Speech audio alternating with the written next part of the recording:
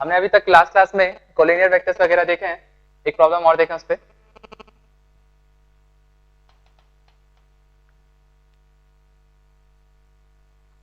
If the 3 points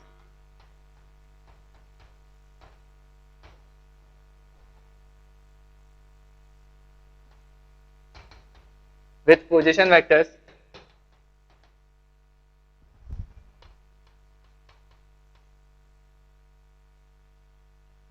(1, A, B), second A, 2, B, and third A, B, 3 are collinear in space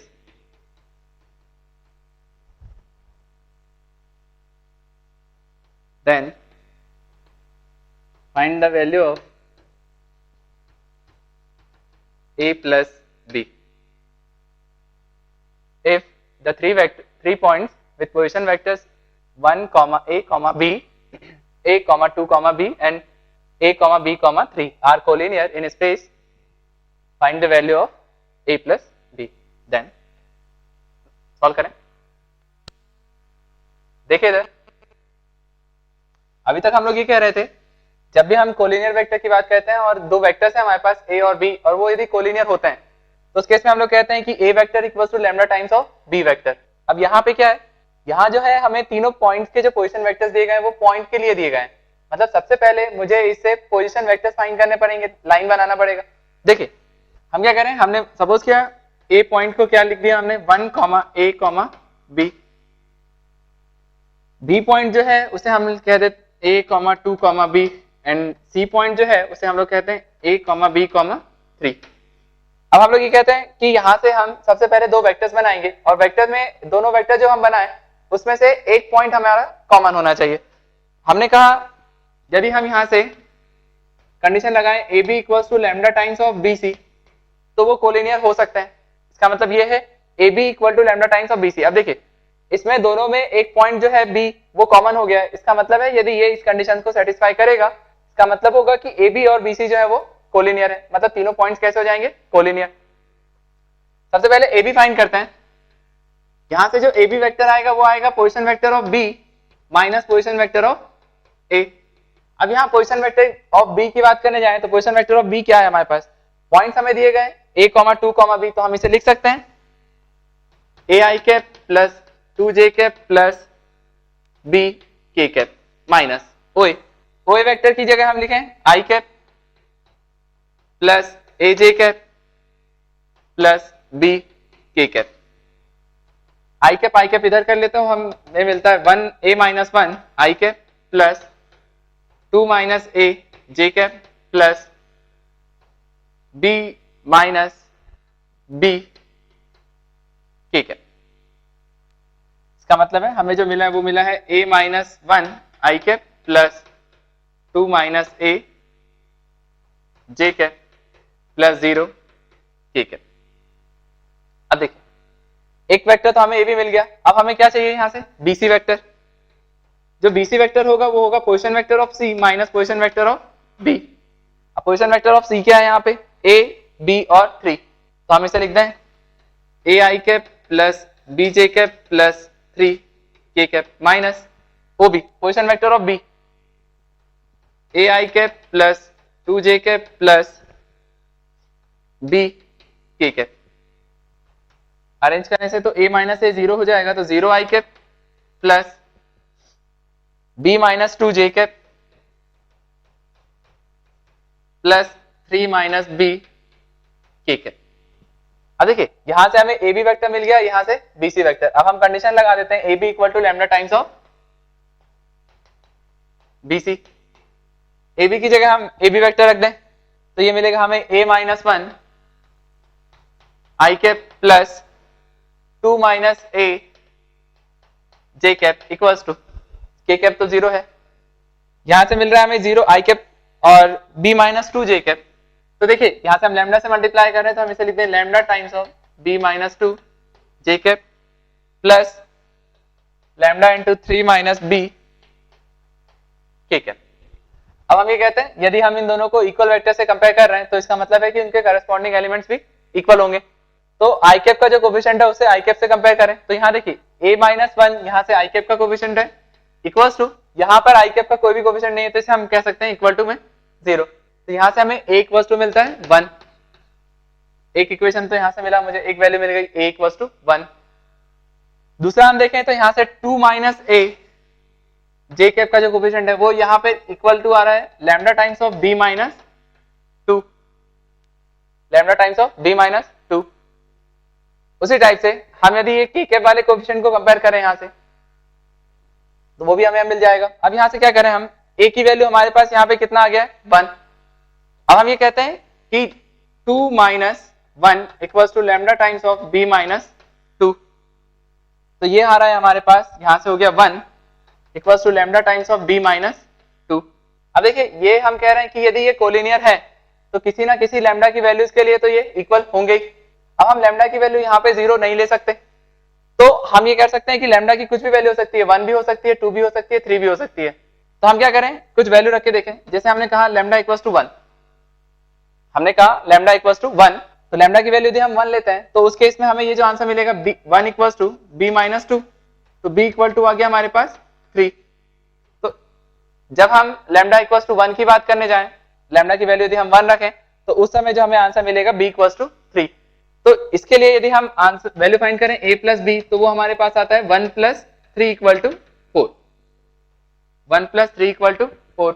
अब सुनिए एक बात, यहाँ पर लैम्डा की वैल्यू हम बदल बदल के रख सकते हैं। एक्चुअली इस क्वेश्चन में जो है आपको ऑप्शंस दिए जाते हैं कि a प्लस बी की वैल्यूज क्या हो सकती हैं। जैसे हमारे पास जो यहाँ पर ऑप्शंस थे वो थे 3, 4, 5 एंड 6। अब देखिए 3, 4, 5, इसमें यदि हम ऑप्शन चेक करने जाएं तो यहां पर हम लैम्डा की क्या वैल्यू ले सकते हैं जिसके लिए हमें ये अलग अलग आंसर्स दे दे। यदि हम लैम्डा की वैल्यू 1 के अलावा कुछ और लेते हैं, यदि 2 लें तो लैम्डा की वैल्यू 2 लेते हैं तो ये आंसर नहीं मिलेगा हमें। तो लैम्डा की सिर्फ एक वैल्यू ऐसी है लैम्डा इक्वल्स टू 1 जिसके लिए हमें ऑप्शन यहाँ पे मिल जाएगा। तो हम ये कहते हैं कि लैम्डा की वैल्यू तो कुछ भी हो सकती है ना, कांस्टेंट। तो यहाँ पे आप वैल्यू क्या रख लीजिए फिलहाल, लैम्डा इक्वल्स टू 1, तो लैम्डा इक्वल टू 1 के लिए सॉल्व हो जाएगा। तो आपका आंसर आएगा a plus B equal to 4। Note करें, देखिए इधर यहां पे हमने जे कैप के कोफिशिएंट को कंपेयर किया। यदि हम यहाँ पे के कैप के कोफिशिएंट को कंपेयर करें तो यहाँ से भी हमें डायरेक्ट मिल जाता है, लैम्डा की हमें जरूरत ही नहीं पड़ेगी। हम लोग यहाँ से कहते हैं, यहाँ से जो के कैप का कोफिशिएंट है वो है 0 और यहाँ पे के कैप का कोफिशिएंट आ रहा है lambda into 3 minus B. Lambda से डिवाइड करो तो b इक्वल टू आपको यहाँ से मिलता है 3। अब a इक्वल टू 1 है, b इक्वल टू 3 है, तो हम आंसर लिखें a plus B equal to 1 plus 3 equal to 4। Note कर लीजिए, देखिए इधर अब हम लोग देख रहे हैं linearly dependent and independent vector.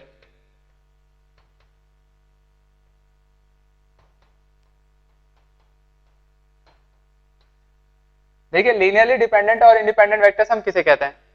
Suppose करें हमारे पास कुछ वेक्टर्स हैं a1, a2, a3 up to an।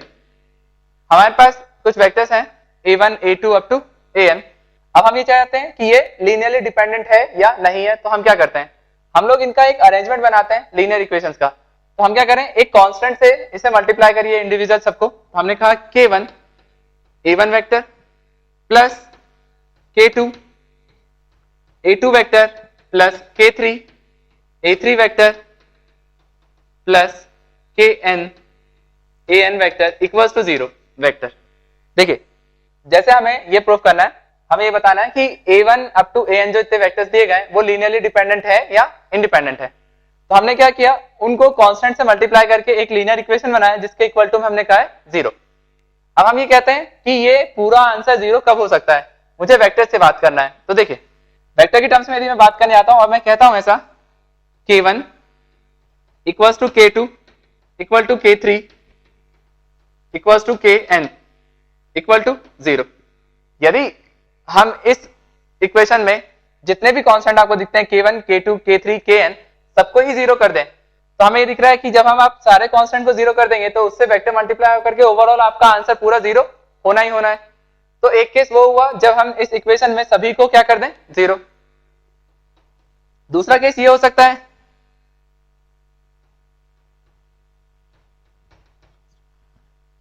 k1, k2 up to kn जो कांस्टेंट है उसमें से जरूरी नहीं है कि हर कोई क्या हो जाए, जीरो। अब सुनिए, यदि हम कहते हैं कि k1, k2, k3, kn में से सारे के सारे जीरो नहीं है, इसका मतलब है कोई ना कोई वेक्टर है। तो देखिए हम ये कहते हैं इस फर्स्ट वाले केस में जब हमने कहा k1, k2, k3 up to kn ये सारे के सारे कैसे हैं, जीरो हैं, तो उस केस में आंसर आपका जीरो आना ही आना है। मतलब वेक्टर जो है कोई भी वेक्टर दूसरे वेक्टर पर डिपेंडेंट नहीं है। हम ये कहते हैं कि यहाँ पर कोई भी एक वेक्टर दूसरे वेक्टर पर डिपेंडेंट नहीं है क्योंकि वो तो कांस्टेंट जीरो हो रहा है, इस कारण से इक्वेशन जीरो होना ही होना है। मतलब एक वेक्टर दूसरे वेक्टर पर डिपेंडेंट नहीं है, इस कारण से हम ऐसे वेक्टर्स को कहते हैं लीनियरली इंडिपेंडेंट वेक्टर।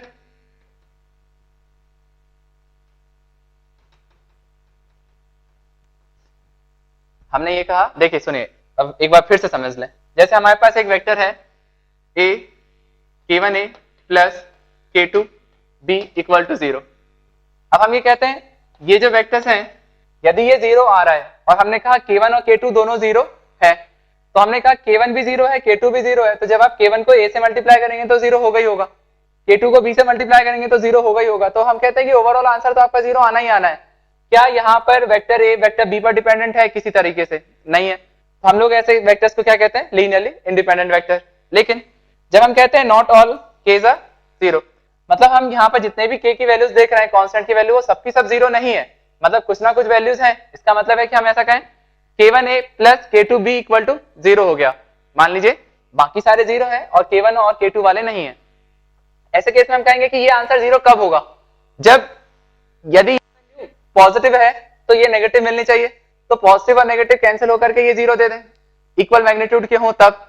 तो हम कहते हैं कि ऐसे केस में क्या होगा कि ये डिपेंड करेगा, मतलब कि वेक्टर बी जो है वो वेक्टर ए पे डिपेंडेंट होगा, वेक्टर ए जो है वो बी पर डिपेंडेंट होगा कि किस तरीके से ये जीरो दे रहा है। मतलब ये k1 और k2 की कुछ पर्टिकुलर वैल्यूज के लिए ही आपको ऐड करने पर जीरो देंगे। तो हम कहते हैं ऐसे केस में कि एक वेक्टर जो है वो दूसरे वेक्टर पर डिपेंडेंट हो गया है कि इसकी वैल्यू क्या है, क्योंकि ए वेक्टर में आप एक पर्टिकुलर बी वेक्टर को ऐड करेंगे तभी वो आंसर आपको जीरो देगा। मतलब यहां पर क्या है, एक वेक्टर जो है वो दूसरे वेक्टर पर डिपेंडेंट है।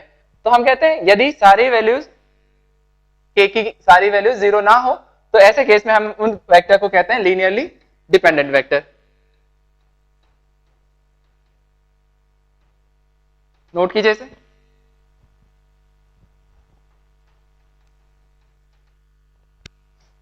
प्रॉब्लम नोट करें। show that the vectors I cap plus j cap comma j cap plus k cap and k cap plus I cap are linearly dependent vectors।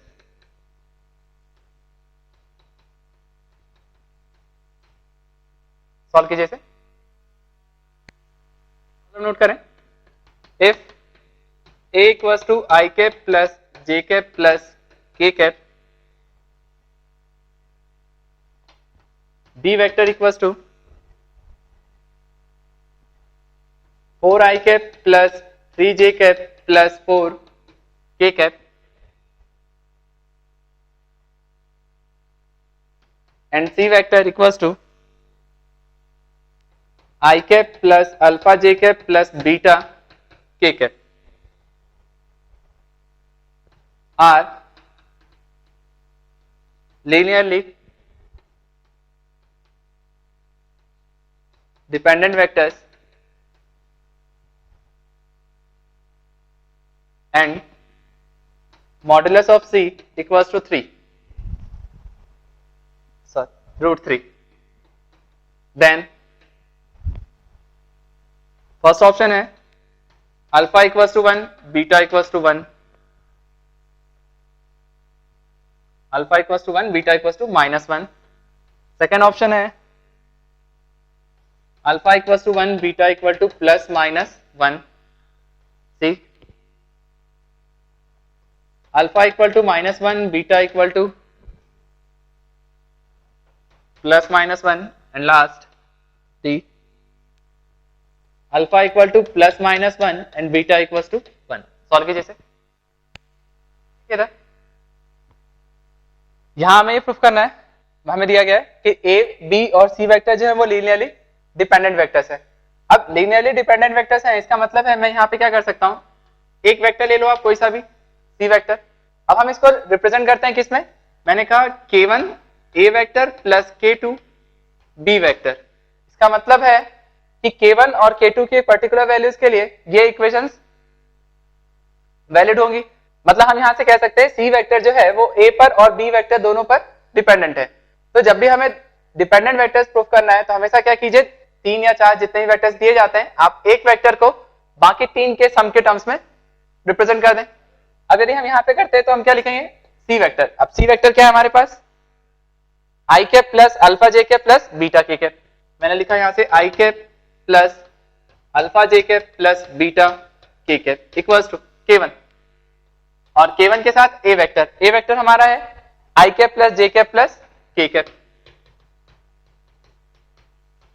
Plus k2 और b vector 4i cap plus 3j cap plus 4k cap vector. Arrange करें तो यहां से मुझे मिल रहा है k1 plus 4k2, k1 plus 4k2 i cap plus k1 plus 3k2 j cap plus k1 plus 4k2 k cap. और इधर है हमारे पास vector i cap plus alpha j cap plus beta k cap. Compare करें i cap j cap में, तो i cap के compare करते हैं तो यहां से हमें मिलता है रिलेशन है k1 plus 4k2 equals to 1। ये एक इक्वेशन हो गया। j कैप को कंपेयर करें तो हमें दिखता है यहां से k1 plus 3k2 equals to alpha, ये सेकेंड इक्वेशन है। और थर्ड इक्वेशन है k1 plus 4k2 equals to beta. अब देखिए इक्वेशन 3 और इक्वेशन 1 को देखो, दोनों को हम कंपेयर कर सकते हैं क्योंकि LHS इक्वल है, तो यहां से आप इसकी वैल्यू यहां पे सब्स्टिट्यूट कर दें तो हम कह सकते हैं from equation 1 and 3 beta equals to हो गया हमारे लिए 1। अब बीटा इक्वल्स टू 1 हमें एक आंसर मिल चुका है, अल्फा की वैल्यू पता करना है। अब आपको क्या दिया गया है, modulus of C equals to आपके पास है √3। तो मॉडुलस ऑफ सी क्या होगा, सी वेक्टर हमारे पास जो है वो है i cap plus alpha j cap plus beta k cap. इसका मॉडुलस लेते हैं तो वो आएगा √1 plus alpha square plus beta square equals to √3।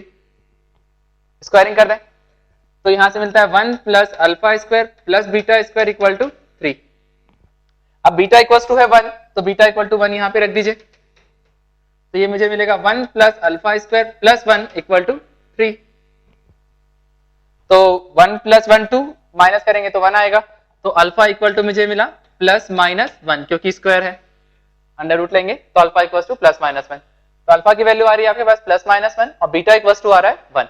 तो आपका ऑप्शन होगा D, alpha equal to +-1 and beta equal to 1। इसे नोट कीजिए।